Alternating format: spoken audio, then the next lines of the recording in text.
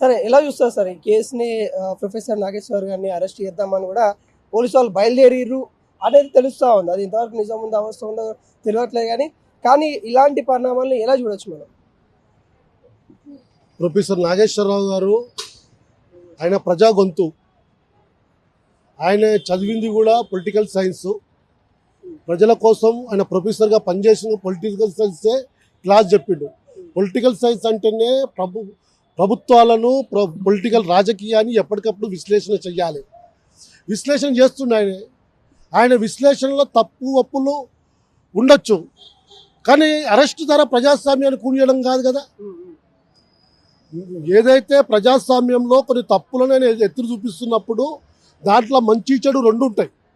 రెండున్నప్పుడు చెడుని అరెస్ట్ ద్వారా ఉద్యమం అణిచివేస్తా అంటే అది కరెక్ట్ కాదు. నువ్వు చెప్పింది కరెక్ట్ కాదు, తప్పు అని చెప్పి నువ్వు చెప్పు. నీకు హక్కుంది, రాజ్యాంగం ఇచ్చిన నీకు హక్కుంది. కానీ అరెస్ట్ చేసి అణిచేస్తాం, ఉద్యమాన్ని మొత్తం తొక్కేస్తాం, ఒక నాగేశ్వరరావుని అరెస్ట్ చేసేస్తే ఉద్యమం అయిపోతుందంటే అది కరెక్ట్ కాదు. ప్రొఫెసర్ నాగేశ్వరరావు గారు ఆయన అనేక సంవత్సరాలుగా ప్రజల గొంతై ప్రభుత్వాలు ఏదైతే వైఫల్యం చెందుతున్నాయో ప్రజాపాలనలో ఆ వైఫల్యానికి ఎప్పటికప్పుడు ప్రతిపక్షాలు కూడా ప్రశ్నించినానే. ప్రతిపక్షాలు కూడా తప్పు చేసే కొన్ని అనేక సందర్భాలు ఉన్నాయి. కాబట్టి ఆ ప్రతిపక్షాలు చేసిన తప్పును కూడా ఆయన ఎత్తిరించినప్పుడు అప్పుడు మీకు అనుకూలమా మాట్లాడిందా? అప్పుడేమో గల్లే ఎగరేసుకుంటారు, ఇప్పుడేమో అరెస్ట్ చేస్తాంటారా?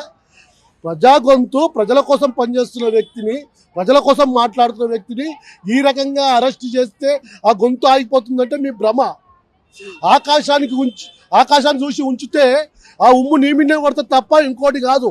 కాబట్టి ప్రొఫెసర్ నాగేశ్వరరావుని అరెస్ట్ చేద్దామనేది ఏదైతే మీరు కుట్ర చేస్తున్నారో అది వెంటనే ఆపాలి. ఖచ్చితంగా ప్రొఫెసర్ నాగేశ్వరరావు గారు ప్రజల గొంతుగా మాట్లాడుతున్నాడు. ఆయనే మాట్లాడిన దాంట్లో నిజాలున్నాయి. మీరు చేస్తే గతంలో మేము అడుగుతున్నాము పవన్ కళ్యాణ్ గారికి, నీకు సిగ్గు శరం ఏమైనా ఉందా అని అడుగుతున్నాం. ఓపెన్గా అడగలుచుకుంటా ఉన్నాం. ఎందుకంటే నువ్వు హీరోగా 20 సంవత్సరాలు హీరోగా పనిచేసినప్పుడు ప్రజల గొంతు అని చెప్పినావు కదా. కానీ ఇప్పుడు ఏమైంది? గొంతు ఒక సినిమా కూడా తీసినావు, మీడియా మీద పొలిటికల్ మీద ఒక తీసినావు. రాంబాబు అనే సినిమాలో మీడియా ఎట్లా పనిచేయాలని కూడా చెప్పినావు. ప్రజల వైపు ఉండాలా మీడియా అని చెప్పినావు. అలాంటి ప్రజల వైపు మాట్లాడుతున్న రాజకీయ నాయకుల కోసం నువ్వు ఇంటర్వ్యూలు చేసినావు. కానీ ఏమైంది నీది?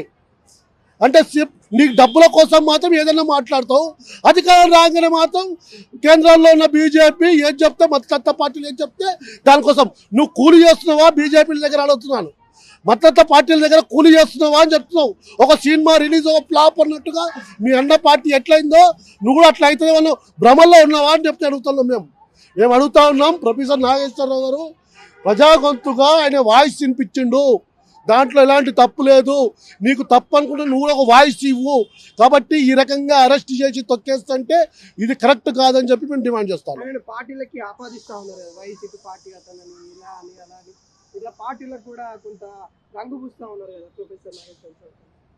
ఇప్పుడు ఆయన ప్రతిపక్షాల వైపు మాట్లాడినంత మాత్రాన ఒక పార్టీలో పోతారని కాదు, వాళ్ళు ఏదో ఆహ్వానించి ఉంటారు. ఇప్పుడు ఆయన మాట్లాడిన దాంట్లో ఒక జగన్ కంటే పవన్ కళ్యాణ్ కంటే జగన్ కొంచెం బెస్ట్ అనే పద్ధతిలో మాట్లాడిండు.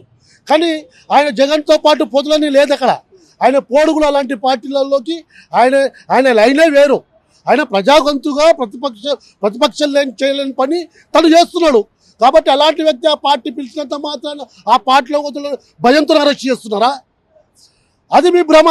ఆయన ప్రతిపక్ష పార్టీలో ఓడు, ఏ పార్టీలో ఓడు, ప్రజాగొంతుగా నిలబడతాడు.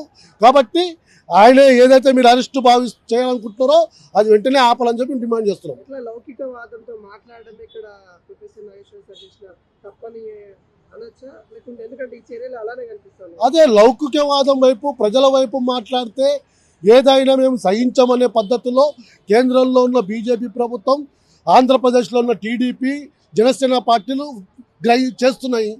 ప్రజాస్వామ్యం అంటూ ఉండొద్దు అనే పద్ధతిలో వాళ్ళు ఉన్నారు. ప్రజాస్వామ్యం ఉంటే వాళ్ళ చేసే తప్పుని ప్రశ్నల రూపంలో వస్తాయి. కాబట్టి ప్రజాస్వామ్యమే ఉండొద్దనే కోరికతో వాళ్ళు కేంద్రంలో ఉన్నారు. ఎందుకంటే ఆల్రెడీ ఒక సుప్రీంకోర్టు ప్రధాన న్యాయమూర్తి ఒక ప్రజలను ఒక ప్రశ్నిస్తూ ఒక మాట అన్నాడు, అని నోరు జారి ఉంటాడు. ఆయన మీదనే ఒక ఉద్యమంలో ద్వారా ఒక పార్టీ నిరుద్యోగి అమెరికాలో ఉన్న ఒక ఫేస్బుక్ ఓపెన్ చేసి చిన్న కత్రోజ్ పార్టీ అనేది ఒకటి వచ్చి కాక్రోచ్ పార్టీ అనేది పెడితే 2 కోట్ల మంది ఫాలోవర్స్ ఇండియాలో వచ్చారు ఆయనకి. అది ప్రజల్లో నిరసన ఉంటేనే వచ్చేది, ప్రభుత్వాల పట్ల నిరసన ఉంటేనే వస్తుంది. వాళ్ళకున్న ఫాలోవర్స్ బీజేపీకి కాంగ్రెస్కు ఈ అన్ని పార్టీలకు ఉన్న ఫాలోవర్స్ కంటే 3 రెట్ల లెక్క పెరిగింది ఫాలోవర్స్. అంటే ప్రజా వ్యతిరేకత ఉన్నట్టే కదా, ప్రజా గొంతుగా నిలబడేది కదా. దాన్ని చూసి సిగ్గు తెచ్చుకోవాలి. ఆయన ప్రజలు అణిచివేయడానికి ఎప్పుడు వ్యతిరేకిస్తారు. కాబట్టి ఈ అణిచివేసే ఉద్యమం అవుతుంది అనుకుంటే అది మరింత తీవ్రంగా పెరుగుతుంది తప్ప మీ నిరంకుశ పాలన ఎన్నాళ్ళు జరగదు. మా చక్రవర్తులే ఈ దేశంలో కొట్టుకుపోయారు. 1000 సంవత్సరాలుగా మానవ సమాజ పరిణామం చెందుతున్న కొద్దు రాజులు వచ్చిరు, రాజులు కొట్టుకోవారు. కంటే ప్రజలు ఎక్కడ పోలే, ప్రజాస్వామ్యం కూడా ఎక్కడ పోలే. ప్రజా ప్రశ్నించే గొంతు ఖచ్చితంగా నిలబడుతుందని చెప్పేసి ఇది గుర్తుపెట్టుకోవాలని చెప్పి హెచ్చరిస్తా ఉన్నాం.